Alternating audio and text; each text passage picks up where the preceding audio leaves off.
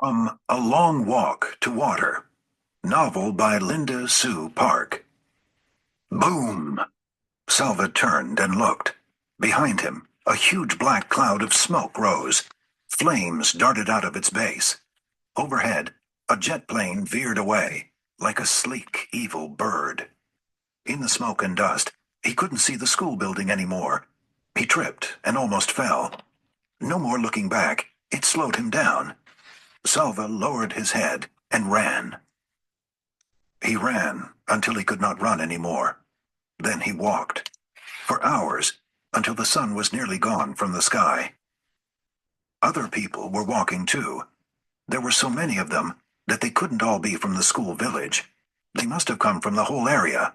As Salva walked, the same thoughts kept going through his head in rhythm with his steps. Where are we going? Where is my family? When will I see them again? The people stopped walking when it grew too dark to see the path. At first, everyone stood around uncertainly, speaking in tense whispers, or silent with fear. Then some of the men gathered and talked for a few moments. One of them called out, "Villages! Group yourselves by villages. You will find someone you know." Salva wandered around until he heard the words, "Lun Arik, the village of Lun Arik, here." Relief flooded through him. That was his village. He hurried toward the sound of the voice. A dozen or so people stood in a loose group at the side of the road. Salva scanned their faces.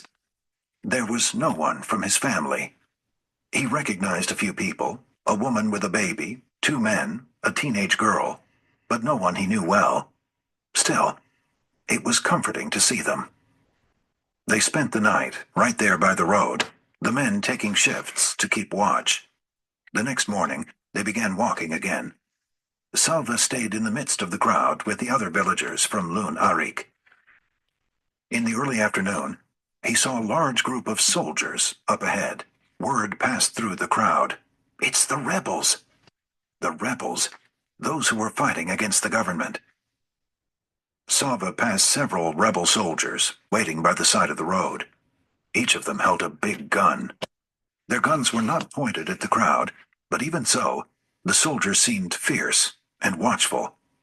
Some of the rebels then joined the back of the line. Now the villagers were surrounded. "What are they going to do to us? Where is my family?"